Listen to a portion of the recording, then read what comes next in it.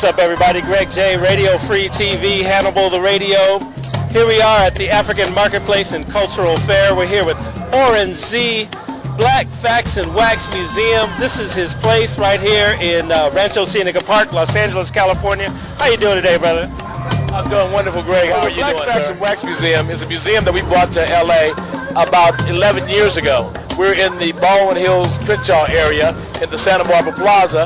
And what we do, we show everything about blacks, for blacks, against blacks. As long as blacks are in there, we try to preserve it. We have over 3 million artifacts. From art, we collect slave chains, memorabilia, books, anything we can find that talks about our culture. Because we figure that the more we learn about ourselves, the more positive we'll be. Here at the African Marketplace, we're doing a Black Inventors Museum. We're showing things that black folks have invented. A lot of people don't realize that the oldest structure in the world was invented by a black man, which is a step pyramid that was done by Imhotep. In the movies, they got Imhotep coming back as Mummy 1 and Mummy 2, but it actually was the first black multi-genius. He also invented medicine and also invented a lot of things that we take for granted today. And there's a lot of things that we see every day of our lives. We are bombarded with black inventions, such as the printing press, the computer, the cell phone, the light switch, the windshield wipers, the battery, the spark plug, the game of chess. Originally was an Egyptian game called Jackals and Hounds. So there are millions of things that we created, and a lot of things that we created we will never get credit for. Well, right here we can see some of the instruments. So in this first picture here, you see that this was from an Egyptian papyrus, and you can see the ladies were playing banjos and playing guitars, and this is before Jesus Christ was even born.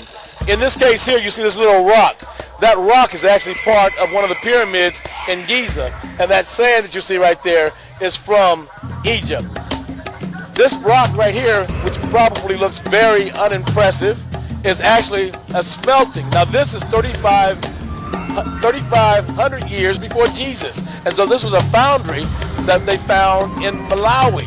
And this is part of the iron that came out of that foundry that they were making. So they were making steel and iron thousands of years before Jesus Christ walked the earth.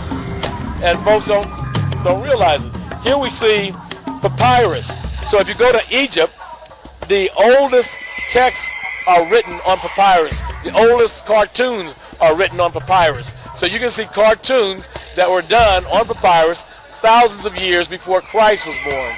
Right here in LA, papyrus is going all over town and we just don't even know it. This is like a rendition of a lot of the horn and drum instruments that black folks have played and made thousands of years, and we're still making them.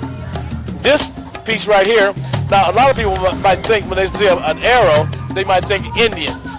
But the arrow was not invented by the Indians. The arrow, the boomerang, and the spear was actually invented by the Egyptians. Because in King Tut's tomb, which was thousands of years before Jesus Christ walked the earth, they had arrows in there, they had spears in there, and they had boomerangs in there.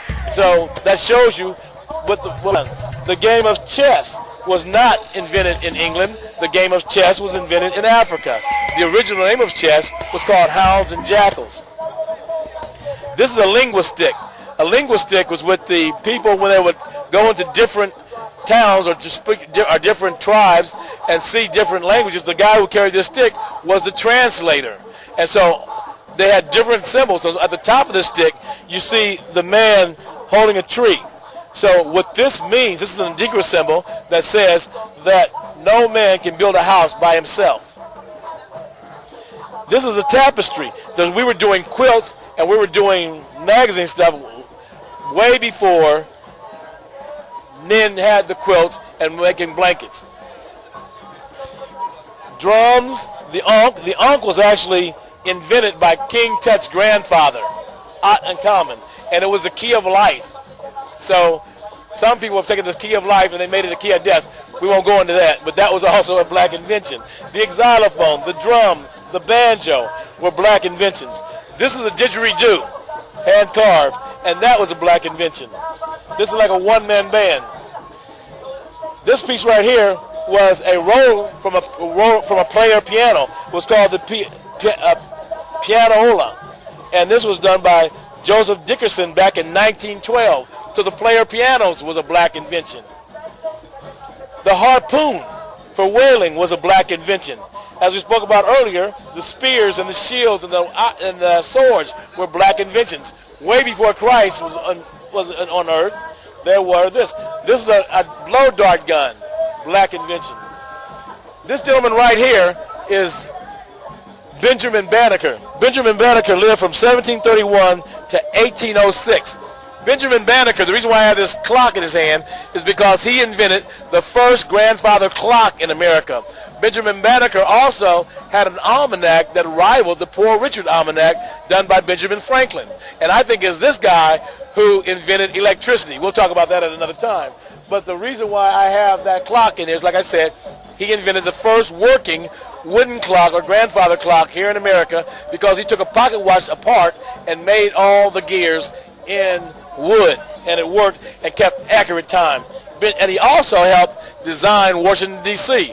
When the French architect that was hired to design the spoke system that was in Washington, D.C. left with the blueprints, this man had memorized them and made the blueprints and made Washington, D.C. better so that when people tried to come into the Capitol, they would get lost because it was made in an arc, like a wagon wheel. Here we have the lantern. The lantern was a black invention. The battery was a black invention. And like we spoke about before, the electric light bulb, the filament that really made it work, was a black invention invented by Lewis Lattimore and Joseph Nichols. So basically, in the book about Thomas Edison, it says he had tried 10,000 things before he made a working light bulb. But the thing that made it was a black man. When he tried the black, he got out of the dark. Okay, the Black Wax and Wax Museum is located in the Santa Barbara Plaza at 3742 West Martin Luther King Jr. Boulevard. It's about a half a block west of the Magic Johnson Theater in the Baldwin Hills Plaza.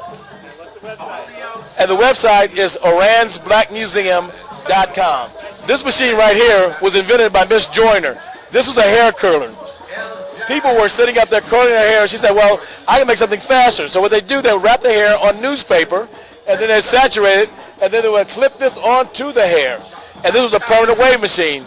And there's a lot of white folks that use this. In fact, I've got advertising where white folks are sitting under these things getting their hair curled, but this was invented by a black lady named Miss Joyner. And she was a black inventor. So a lot of people think that Madam C.J. Walker was the first self-made woman millionaire, but actually it was her teacher, that was Annie Malone, who was the first self-made black millionairess in America. And C.J. Walker was also another black millionaire, but she wasn't the first. This was another black woman invention. This was the ironing board. The ironing board was invented by a black woman by the name of Sarah Boone. The reason why we have this heart and brain pumping is because the first open heart surgery was done by a black man, and the first open brain surgery that was successful was done by a black man.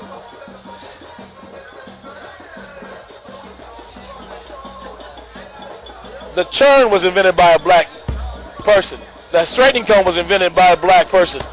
The ice cream scoop, the egg beater, the dustpan, the lemon squeezer, the electric range, the steel wool pad, the refrigerated trucks were all black inventions.